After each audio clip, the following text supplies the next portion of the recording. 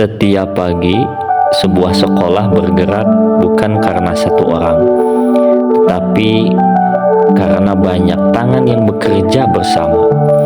Guru menyiapkan materi ajar, tenaga administrasi mengurus data siswa, pustakawan merapikan koleksi buku, petugas laboratorium menyiapkan alat praktikum. Semua tampak berjalan sendiri-sendiri.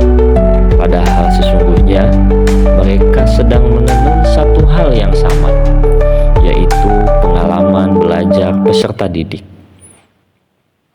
Pertanyaannya, sudahkah kita menyadari bahwa pendidikan yang berkualitas tidak lahir dari kerja individu, melainkan dari kolaborasi profesional yang solid antara guru dan tenaga kependidikan? Assalamualaikum warahmatullahi wabarakatuh. Perkenalkan, nama saya Ujang Muhammad, mahasiswa STE Dr. Khairul Muttaqin Purwakarta, program studi pendidikan agama Islam dengan NIM 010124011112. Teman-teman semuanya, perlu kita ketahui bahwa di dalam lembaga pendidikan itu perlu adanya kolaborasi, baik antara guru dengan tenaga kependidikan yang lainnya. Kenapa demikian? Karena dengan kolaborasi yang solid di dalamnya, itu akan menciptakan pendidikan yang berkualitas. Karena apa? Karena pendidikan yang berkualitas tidak terlahir dari kerja individualis. Itu terlahir dari hasil kolaborasi yang profesional, yang tentunya solid di dalam. Kolaborasi profesional dapat dipahami sebagai proses kerjasama antar pendidik maupun antar guru dengan pemangku kepentingan pendidikan lainnya untuk mencapai tujuan pembelajaran bersama. Bentuknya sangat beragam, seperti diskusi, perencanaan pembelajaran, pengembangan bahan ajar, refleksi praktik mengajar, hingga penyelesaian masalah-masalah di kelas secara bersama-sama. Dalam buku Standar Kompetensi dan Sertifikasi Guru, Emilia menegaskan bahwa profesionalisme guru tidak berhenti pada penugasan materi ajar semata, tetapi juga pada kemampuan kerjasama dan mengembangkan diri dengan rekan sejawat secara berkelanjutan. Selain itu, Gaiyah dalam bukunya, Buku Profesi Kependidikan, menjelaskan bahwa tenaga kependidikan mulai dari tenaga administrasi, pustakawan hingga laboran adalah anggota masyarakat yang turut mengabdikan diri untuk menunjang penyelenggaraan pendidikan. Artinya, keberhasilan proses belajar mengajar sesungguhnya adalah hasil kerja kolektif, bukan usaha satu profesi saja. Maka dari itu perlunya kolaborasi yang solid serta profesional dalam suatu lembaga pendidikan. Namun pada kenyataannya, budaya kerja individualistik masih banyak ditemukan di berbagai sekolah, khususnya di Indonesia. Kolaborasi kadang dianggap sebagai beban tambahan, bukan bagian dari profesionalisme itu sendiri. Guru sibuk dengan kelasnya, staf administrasi sibuk dengan berkasnya, sehingga apa yang terjadi? Komunikasi pun berjalan dengan seadanya.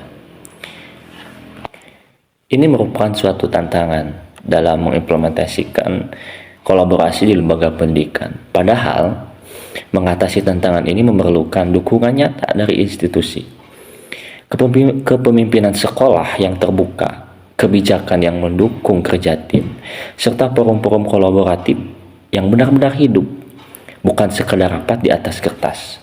Ketika kolaborasi masih dianggap sebagai beban tambahan, padahal kolaborasi sendiri bisa dimulai dari hal-hal yang sederhana, hal-hal yang mungkin kita anggap sebagai hal-hal yang sepele, tetapi dengan hal-hal ini bisa berdampak terhadap profesional guru dan tenaga kependidikan di suatu lembaga pendidikan. Contoh misalnya guru dengan tenaga perpustakaan membuat program literasi kelas. Guru dengan laboran merancang skenario praktikum yang aman dan bermakna untuk siswa. Guru dengan tenaga bimbingan konseling berbagi data untuk memenuhi kebutuhan siswa secara utuh. Guru dan staf tata usaha memastikan data akademik secara akurat sebagai dasar pengambilan keputusan.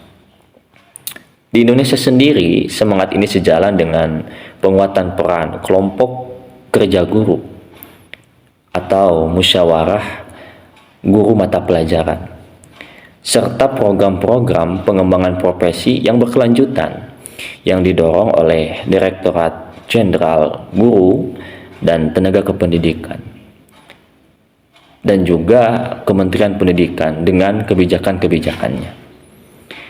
Semua ini menegaskan satu hal, yaitu kompetensi guru tidak berkembang dalam ruang kosong, melainkan melalui interaksi profesional yang berkelanjutan. Dengan hal-hal yang sederhana tadi, itu menjadi langkah awal dalam mengimplementasikan kolaborasi.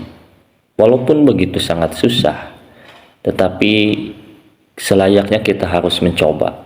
Karena apa? Karena dampaknya akan sangat besar ketika kolaborasi ini berjalan dengan baik, di mana dampaknya tidak hanya berhenti pada peningkatan kualitas pengajaran saja, tetapi ia akan merambah lebih jauh, meningkatkan iklim sekolah, mempercepat pengembangan profesional guru, dan juga pada akhirnya meningkatkan hasil belajar peserta didik, di mana pembelajaran tidak hanya tertumpu pada satu sudut pandang saja, tetapi diperkaya dengan berbagai perspektif dan berbagai keahlian.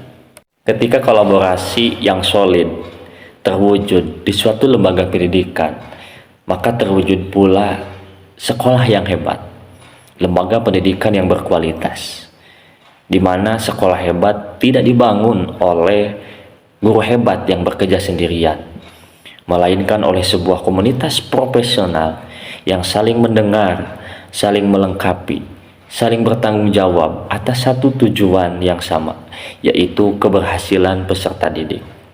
Maka dari itu, saya mengajak semuanya, mari kita mulai dari langkah kecil hari ini. 1. Percakapan reflektif.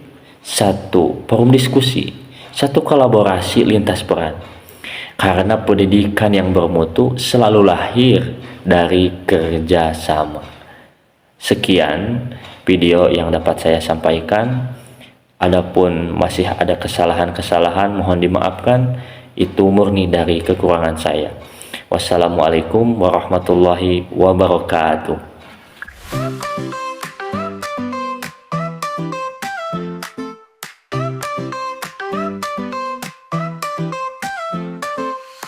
Around in silly days, funny pranks in many ways, laughing loud and feeling free, crazy joy for you and me.